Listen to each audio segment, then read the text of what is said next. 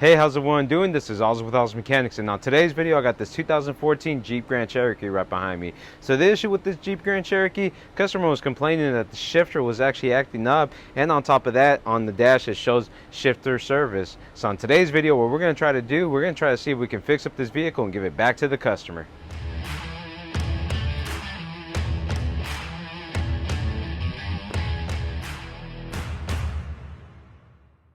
Alright, so we're in the vehicle right now.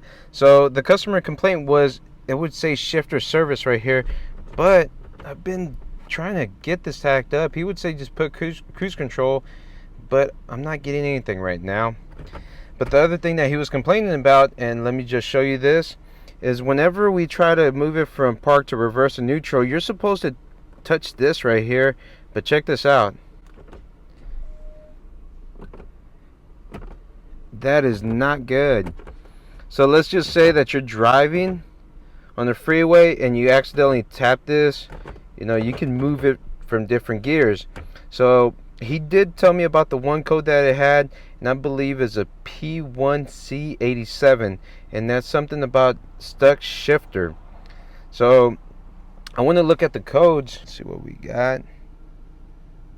See, no codes present, but we can do, we can look at data right here. Look at this release button. So like I said, right here, it basically moves without touching this. So this one has a release button 1 set, and then a release button 2. So I'm just gonna kind of move these, see if it'll do anything, but I'm not getting anything right there. They're pretty much staying on set.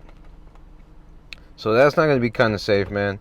Like I said, imagine you're driving and your kid touches this or something like that. I don't even know. Just, or you're trying to get your drink and you know, hit this. That's why they have that button in place. So I want to go look up that code.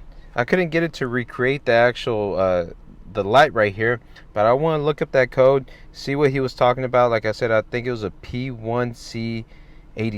So let's go look that up. Let's see exactly what it says, and then we can start getting a little bit further into this. But yeah, these right here are set. And remember, I did make a video on the Toyota where you have your drinks right here and they start falling into this area. So now the question is, what is the problem? Do we have to get the whole shifter assembly? Do we have to get what's in the bottom? I'm not sure. This right here, what we're looking at, is electrical shifter module, and if I'm not mistaken, on these is right on the bottom. So this, you have your module on the bottom, you have this part right here. Now we gotta see exactly what's wrong. So right now, let's go inside, let's check out this code and see what we find out on that one. All right, so we have the code right here, is that P1C87. This is the one that the customer was telling me about. So this is gonna be a trigger switch stuck. And as we saw in the data PIDs, it was already set. We can move it and nothing's moving on there. So we can try to see exactly what this code criteria is at. Theory of operation: the auto stick switch is integrated into the shifter level assembly. The gear request by the auto stick selection is sent over by the CAN bus to the transmission control module to engage the request gear. All right. When the expected switch state is not correctly sensed by the electrical shift module. So now the question is, what is up right there? Do we have any code that dropped in there? What's going on? This is going to be the thing that we got to verify what's going to be going on, because all these signals right here, they're all sent through CAN bus. Everything looks right here like it's CAN bus, CAN. So we really got to verify what's going on right here. What's actually triggering that to actually act up. But right here we can see that diagnostic test, shift lever assembly. Basically what they want you to do is, you know, verify that we have good powers and grounds and so on. But right there in that area, when I was looking at it, I can actually see some like coke residue. So I want to open that up, look at it like that Toyota, and see if there's any switches that could be causing that problem. So let's go back to the vehicle, see what we have, and see what we can find out. All right, so we're in the vehicle right here, and what we're going to do, when I was reading on this, is just basically pop this off. And as you can see, we're still on set. If we look at that, so let's go ahead, pop this off, see what happens. just pull up, and there you go. Alright, so we have that right there. And then the other module is actually right under here. But check this out. As soon as we took that off, now they went to not set. So you see that right there? And look at that, not set. So can our issue be just this? But let's go ahead and take this off. It's not too bad what I was checking out. So we're using a size 30. Alright, and then after that, this goes up. We're just gonna pop this up. We can just lay this to the side. And this is gonna be our other module right here. So if I'm not mistaken, this is the electric shifter module. So that's that right there.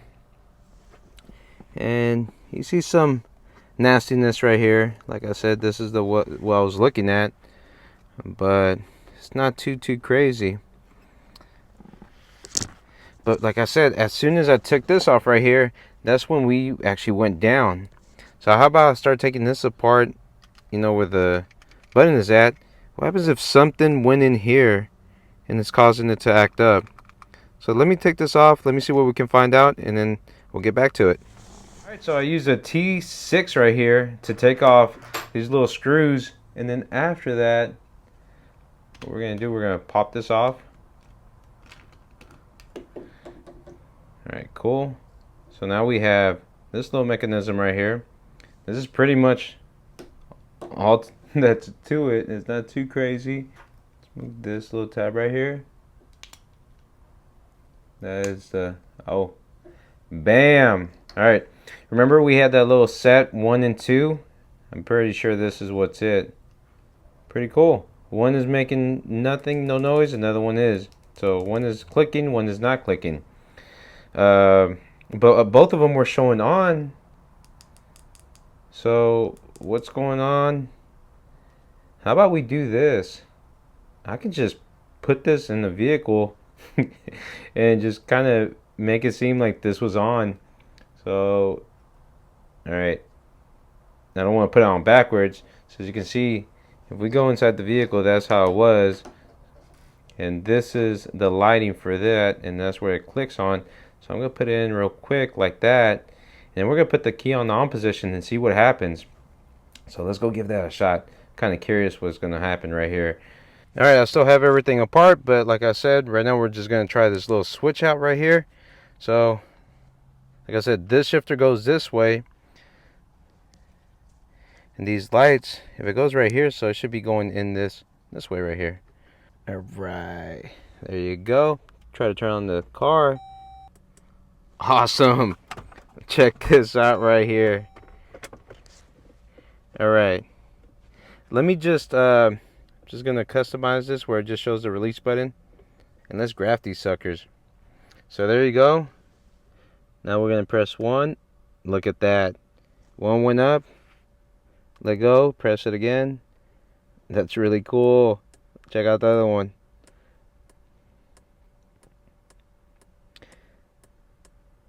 Alright, I don't have it all on right now, but remember, last time when we try to turn this on, well, when we try to shift this, it would actually move from shifter. So right now what we're going to try to do, I'm going to see if we can actually move to reverse. So like it just doesn't move. Whenever you push these two down, you see you can literally hear it click down. Awesome. And that was neutral. We got to push these down to get it back to neutral. Sweet cakes. And you can see all the activity going on right there. Alright, so what's going on? What's keeping these down on the set position? Now that's what we need to check out. So this right here is working right now. Can we do a Russian hack? Should we do an Ivan? Let's go look at the actual shifter and verify exactly what's going on right there. And that's keeping it down and not working. So let's go back to the office and see what we find out. Alright, so I was looking at this right here, and check this out. So this actually lives right here, and I don't know if you can see that. These are little indentions right here, 1 and 2. And this is supposed to go down. These indentions should be kind of lined up, so this should be lower, this should be up to actually push these in.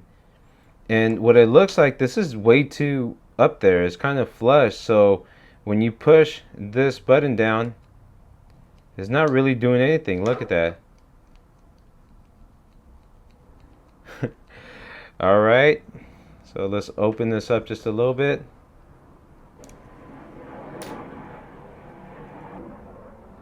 Oh man. Alright, I think I found the problem. So, like I said, those are the two little indentions, which I believe when you line them up to this, those are the ones that push it down, if I'm not mistaken.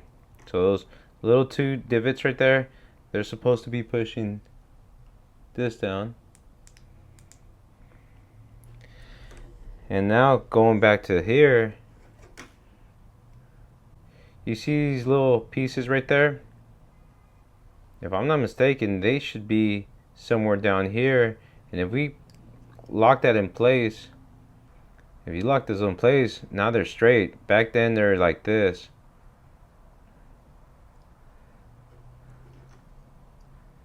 That's crazy. So right there, that goes in here.